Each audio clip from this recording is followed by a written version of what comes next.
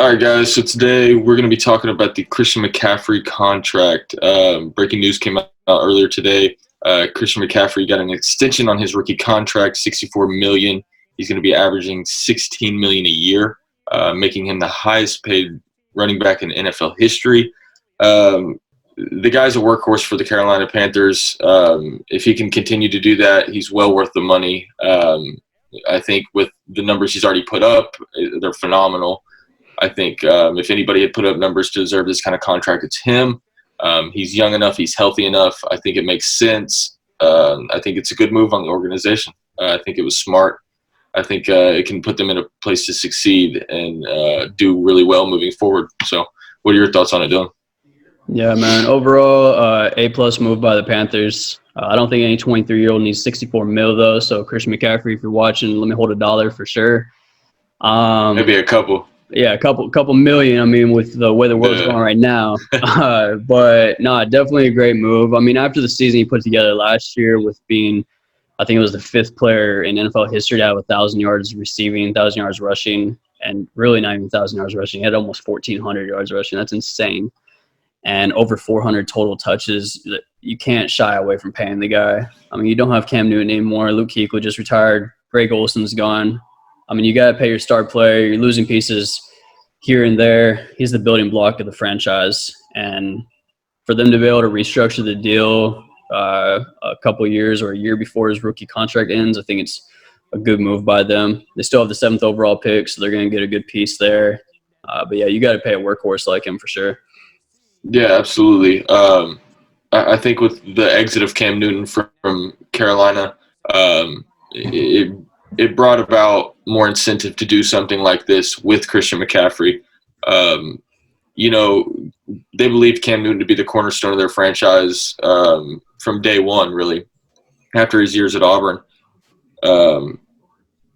His championship win there, he came into the league, and he had pretty quick success getting all the way to the Super Bowl and unfortunately losing to Peyton Manning, which can't knock a guy for that. I still represent him even though he was in Denver. Yes, sir. I'm happy he got that Super Bowl win. Yes, sir. It was a great way to go out, the best way you could go out. But I think with Cam Newton's exit from Carolina, it opened the door wide open for something like this to happen for Christian McCaffrey. So I'm happy for the guy. I'm interested to see how it goes with them bringing in Teddy Bridgewater. I think that the organization still holds a good amount of leverage in the whole situation with Bridgewater due to his position in the league as of coming to this team. He kind of got injured and thrown out of Minnesota, which you can't blame him for.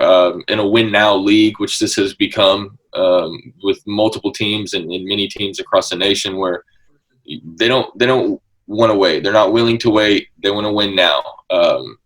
And they're being pushed by owners, and they're wanting to win right then and there. So for players to get kicked out after injury, it's not shocking. It's something that happens all the time. It's something you see regularly. He went to New Orleans, had a great 6-0 stint in the wake of Drew Brees' absence due to injury of his thumb. He really put on a show there, I think. You can blame that on the players he had around him, Kamara, Michael Thomas. He had the pieces there to succeed for sure. So I think, like I said, coming into North Carolina, the organization still holds the leverage, not Bridgewater. I think that's important to this McCaffrey deal more than most people are going to realize. I think that's important. I think it gives the organization the ability to say, you know what, Teddy, you did do great for that 6-0 stint, but you had a lot of deadly weapons that you aren't going to get in this league very often. So they kind of hold the leverage there. He's definitely in a position to succeed. I'd love to see him succeed, and I think him and McCaffrey could be a nice pair. I liked Bridgewater back then. I like him now. I think I'm excited to see where this team goes with the two of them and see what pieces they can bring in around him. Like you said, they have the 7th overall pick in this year's draft. Hopefully they do something smart with it and something that helps out the both of them and helps them get closer to what you want to do as an organization, and that's win a Super Bowl. Yeah, man, kind of piggyback off what you said. I definitely think McCaffrey and Bridgewater will be a good 1-2 punch for sure. It's going to calm the locker room down a lot. I think the difference between Bridgewater and Cam Newton is just night and day. Yeah, I think it's a little less drama-filled. Yeah, less drama filled. I mean, obviously they lost Ron Rivera. He's in Washington now, but I think they're kind of flipping the way the organization is built a little bit, but they're centering that around Christian McCaffrey, and then now they're going to start getting these pieces to the puzzle going, and kind of, like you said, make this next run at the Super Bowl. They got DJ Moore last year. Now that he actually has a quarterback to throw to him with Teddy Bridgewater, and obviously, Bridgewater's not immobile either. He can do the same things Cam Newton do, maybe not as well, but he's a dual threat quarterback. I mean, you saw it when he came out of Louisville. But yeah, like I said, overall, good move by the Panthers. The one thing that I'm thinking is, I saw Alvin Kamara was on Call of Duty Warzone today with, some of his buddies when the news broke to him, and all his friends were talking about, hey, what's this mean for you? He was in that same draft class with him and Dalvin Cook. So I'm wondering, is Alvin Kamara the next one to get paid? Obviously, Drew Brees just got paid. It's only a 2-year deal. But I'm wondering what Dalvin Cook and Alvin Kamara are thinking about this now, seeing that Christian McCaffrey is averaging $16 million a year. Yeah, it's a funny thing, contracts, how they don't ever get lower. It's like a sign of disrespect. If you have a great athlete who's doing super well for your team, and then you offer him something that's lower than the guy at 2 teams over who got paid an insane amount of money, who put up similar numbers. Well, yeah, that's how it goes all the time. I see this guy over here is getting paid this much. I'm doing better than him. Why aren't you paying me this much? Like, they don't understand the cap space. It's like they don't understand the cap space situations. They don't understand, hey, this quarterback is getting paid $80 million. Their quarterback's only getting paid $40 million. They don't understand that. I mean, Melvin Gordon found it out the hard way when he was, holding out for so long, and, he just lost paycheck after paycheck after paycheck. I mean, Zeke ended up getting paid, but he held out for a little bit. It's like you said, though, the contracts don't get any lower. It seems like every year.